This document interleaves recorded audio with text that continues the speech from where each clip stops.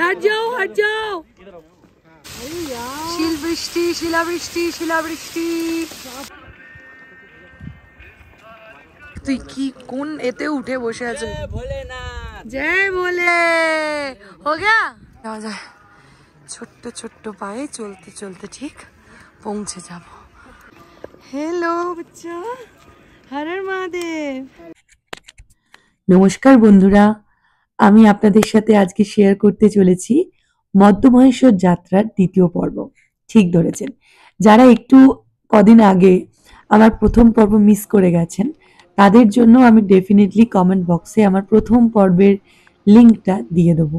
তো প্রথম পর্ব না জেনেই তখন ভিডিও বানাতাম, তো বেশ কিছু ক্ষেত্রে আমি কপিরাইট খেয়ে গেছিলাম, কারণ ওখানে বেশ কিছু গান ছিল যেগুলো চলছিল, তো কপিরাইট খেয়ে গেছিলাম। তো দেখতেই পাচ্ছেন পরের দিন ভোর 5:30টার সময় আমরা আমাদের যাত্রা শুরু করেছিলাম মঠমহেশ্বরজির উদ্দেশ্যে, এবং বেশ কিছুটা হাঁটার পর দেখা মিলল তুষারাবৃত পর্বত শৃঙ্গের। এই যে পর্বত দুটো দেখতে পেলেন, এই দুটোর নাম মন্দাকিনী সিস্টার্স। তো এগুলো কেদার ডোম মন্দাকিনী সিস্টার্স পরপর অবস্থিত। যত ওপরে উঠেছি তত এই পর্বতমালার কাছে পৌঁছেছি। এইভাবে আমি আর প্রিয়া আস্তে আস্তে রেস্ট নিয়ে, কখনো গল্প করতে কখনো ঠাকুরের আরাধনা করতে গান মন্ত্র শুনতে মনের জোর বাড়িয়ে আমরা এগিয়ে যাচ্ছিলাম মঠমহেশ্বরজির উদ্দেশ্যে।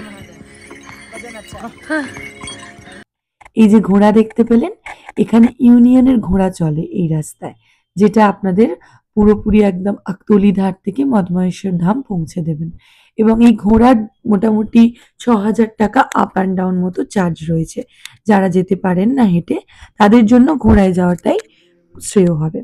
আর এই ভদ্রমহিলা দুজন, এনারা হচ্ছেন মেয়ে মাকে ট্রেক করতে এনেছেন, দেখে খুব ভালো লাগলো।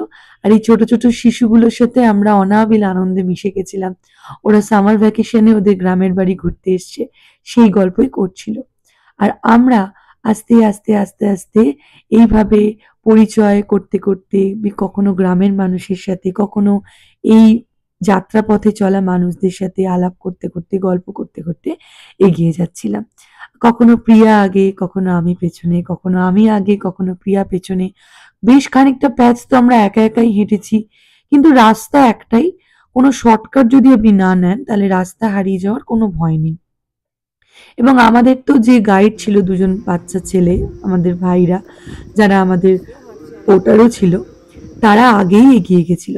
শুধুমাত্র বিশ্বাস, প্রার্থনা আর মনের মধ্যে অসীম জেদ, বাবার কাছে পৌঁছবো, কখন বাবাকে দেখবো, ব্যাস। এটাই কিন্তু আপনার এই পথে চলার সব থেকে বড় রসদ। দেখতেই পাচ্ছেন কিভাবে আমরা এগিয়ে যাচ্ছি। আর এই দেখুন, কখনো নাচতে কখনো কষ্ট পেতে কখনো হাঁপিয়ে গিয়ে হলেও আমরা কিন্তু এগিয়ে চলেছি কিলোমিটারের পর কিলোমিটার। ওই যে নিচে মধুগঙ্গা, সত্যি অপূর্ব প্রকৃতির সাজ। এই সাজ যেন দেখে চোখ দুটো জুড়িয়ে যাচ্ছিল। আর এই পথে নাকি শুনলাম বাঙালি প্রচুর আসে। হ্যাঁ বন্ধুরা, একদম ঠিক শুনছেন, আমরা বাঙালি সবসময় এক্সপ্লোর করতেই ভালোবাসি। তাই এই মধ্যমহেশ্বর কিন্তু উদ্ঘাটিত হয় বাঙালির হাত ধরে। আর এই পথে এইখানে বাঙালিদের আনাগোনা এবং আগমন বরাবরই বেশি।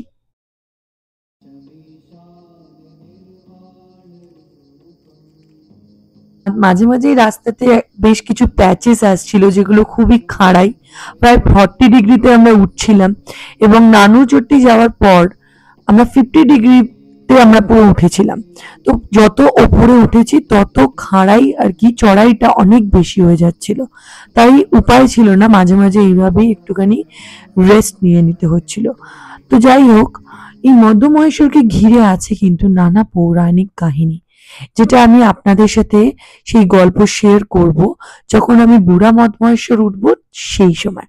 রাস্তাতে এইভাবে পড়েছিল পথের দুপাশে সাজিয়ে রাখা অজস্র নানা অজানা পাহাড়ি গাছ এবং পাহাড়ি ফুল, যেন মনে হচ্ছিল সাদর আমন্ত্রণ জানাচ্ছে আমাদের।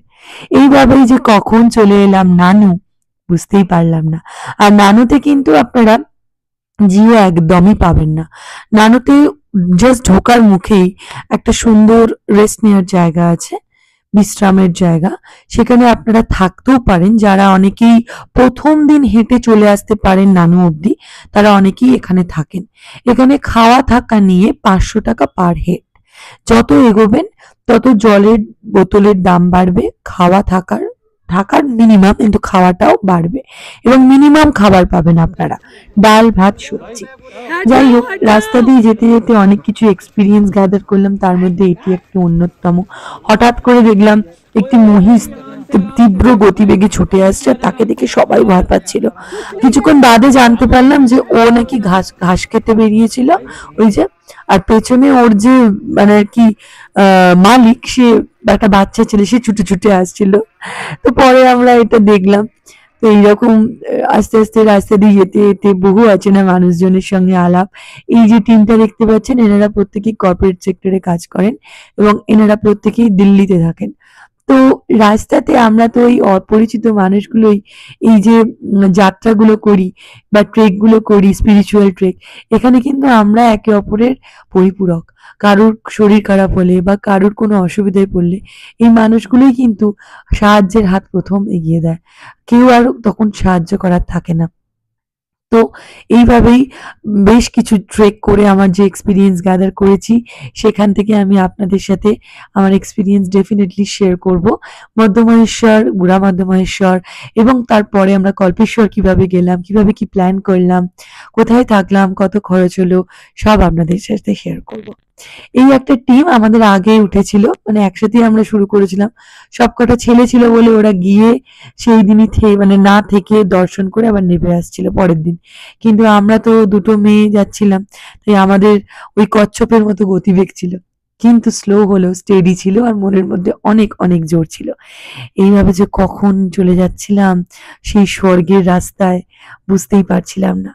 রাস্তার যে এত সুন্দর রূপ, এত সুন্দর মাধুর্য, মানে ভাষায় প্রকাশ করা যাবে না। আর এরকম মাঝে মাঝে আপনারা প্রাকৃতিক গুহা পাবেন। হঠাৎ করে বৃষ্টি চলে এলে এই গুহাগুলোতে আপনারা আশ্রয় নিতে পারেন। এবং এই বৃষ্টির কথা বলতে মনে পড়ে গেল, ব্লগটা শেষ অবধি দেখবেন, তাহলে আপনারা মিস করবেন না। রাস্তাতে যে কি প্রচন্ড শিলাবৃষ্টি পেয়েছিলাম। আর এই দেখুন, মাঝে মাঝেই কিন্তু রাস্তায় সতর্কবাণী দেয়া, শর্টকাট নেবেন না।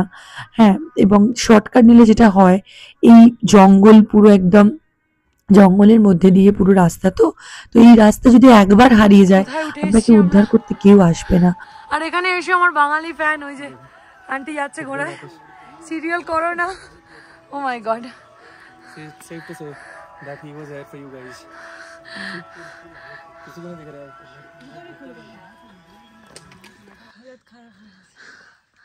কিচ্ছু হবে না, আমরা পারবো, চলো। আর তো 2.5 কিলোমিটার, এতটা এসে গেছি, 2.5 কিলোমিটার পারবো, চলো। রাস্তাটা সেই রাস্তা, সেই রাস্তা, সেই সেই রাস্তা। অনেকেই একদিনে উঠে একদিনে নামে, আমরা দুর্বল বাচ্চা ভোলেনাথের, তাই আমরা দুদিনে করলাম।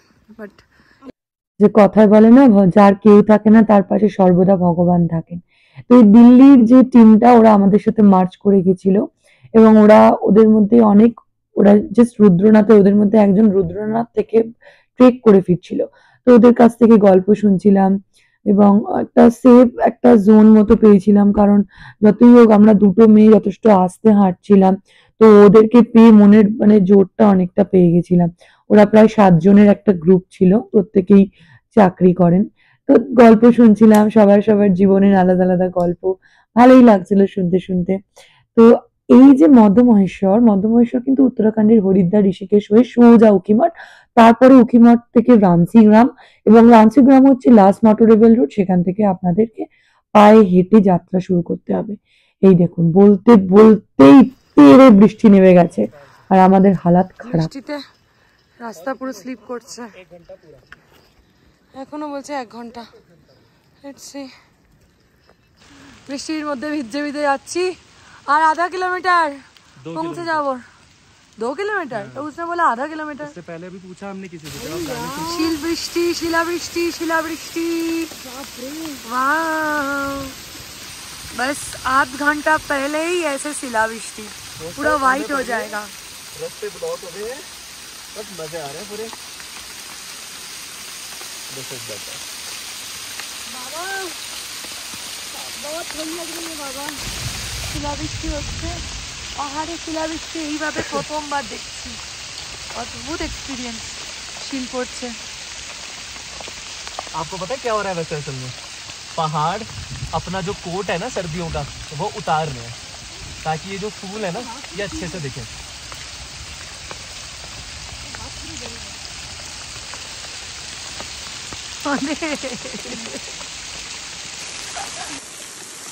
বাবা এত ভালোবাসি।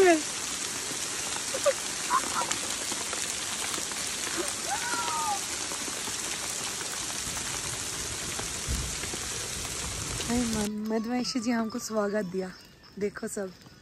हाँ ऐसे स्वागत कौन किसको करता है? सबसे प्यारे बच्चे को, है ना। অবশেষে আর মাত্র 500 মিটার বাকি ছিল। কিভাবে যে হয়ে গেল সবটা, মিরাকেল ঘটলো জানেন। অপরিচিত লোকেরা পরিচিত হয়ে উঠলো, আমাদেরকে বৃষ্টিতে ভেজার হাত থেকে বাঁচালো, নিজেদের রেইনকোট ব্যাগ থেকে বের করে দিল। আর সেই দুটো বাচ্চা পোর্টার ভাইগুলো, ওরা তো আগে পৌঁছে গিয়ে দিদিদেরকে আবার নিতে এসেছিল। কাহা গুম হয়ে গেয়া হামারা দিদি। ওই দেখুন চলে এসেছি আমাদের গন্তব্যস্থল বাবার দরবারে। ফাইনালি বাবা তার মেয়েকে পৌঁছে দিল। দুদিন ধরে এত কষ্ট করে শেষ পর্যন্ত বাবার কাছে এসে পৌঁছতে পেরেছি। হর হর মহাদেব, জয় ভোলেনাথ। ঘড়ির কাঁটায় তখন 1:30 বাজে, দুপুর 1:30। আর মদমহেশ্বর ধামে এসে আমরা দাঁড়িয়েছি। আর তুমুল বৃষ্টি নেমেছিল তার কিছুক্ষণের মধ্যে। সত্যি অবশেষে দুটো মেয়ে মাত্র 8 দিন আগে কলকাতায় বসে যে স্বপ্নটা দেখেছিল, সেই স্বপ্নটা বাস্তবায়িত হয়েছিল মহাদেবের কৃপাতে। সত্যি আমরা গ্রেটফুল, অনেক অনেক আশীর্বাদ প্রাপ্ত। Thank you God for everything. जहाँ रहते उधर बाबा के कृपा से आने के बाद इतना गरम गरम खाना मिल रहा है, यही तो बढ़िया बात है। और क्या चाहिए? अंकल जी कितना प्यार से। থাকা খাওয়া নিয়ে আমাদের পার পার্সন 500 টাকা করে লেগেছিল এবং থাকার জন্য কোনো আলাদা করে ঘর পাবেন না, ডরমেটরি ঘরেই আপনাদের থাকতে হবে সকলের সাথে শেয়ার করে। যদিও আমরা একটু বেশি ভাগ্যবতী মনে হয়, ওই জন্য পরের দিন আমরা মন্দির কমিটির ঘর পেয়েছিলাম এবং পার্সোনাল ঘর পেয়েছিলাম। সেটা আমি আপনাদের সাথে শেয়ার করব, আপনারা পুরো ব্লগটা শেষ অবধি দেখতে থাকুন। এটা হলো বনবিবির মন্দির। আর দেখতে দেখতে সন্ধে নেমে আসছিল। বিকেলবেলা বাবার মন্দিরের আলোগুলো জ্বলে উঠছিল। আর অনেকেই ওই বিকেলবেলায় গিয়ে বুড়া মদমহেশ্বর উঠেছিল, কিন্তু আমরা সেটা করিনি। আমরা পরের দিন ভোরবেলা সানরাইজ দেখার জন্য, বেসিক্যালি ওটা চৌখাম্বা বেস ক্যাম্প, ওখান থেকে ভীষণ সুন্দর 360 ডিগ্রি ভিউ আমরা পেয়েছিলাম। সেটা আমি নেক্সট ব্লগে আপনাদের সাথে ডেফিনেটলি শেয়ার করব।